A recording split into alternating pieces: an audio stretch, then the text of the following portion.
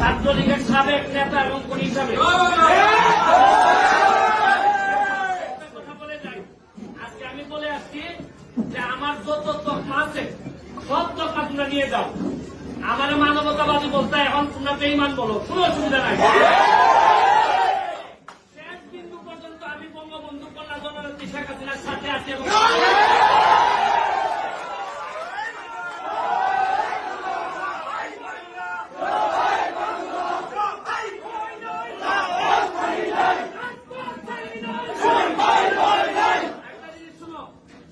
নতুন জেনারেশন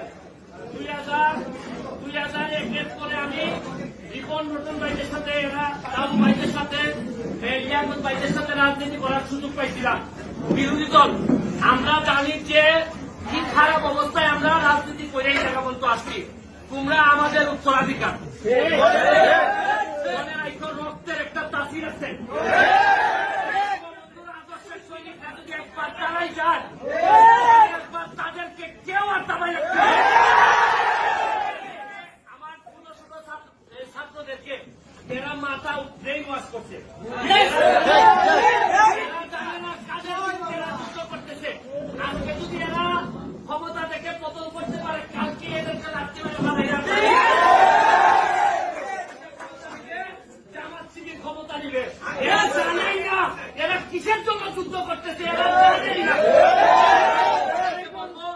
যতটুকু পারো ছোট ভাই যারা আছে বুঝাবা, তবে এদের সাথে যারা জামাত বিএনপি ছাত্র শিবির যারা আছে তাদেরকে প্রতিহত করার জন্য বাংলাদেশ ছাত্রলীগ একটা বড় ভূমিকা রাখবে।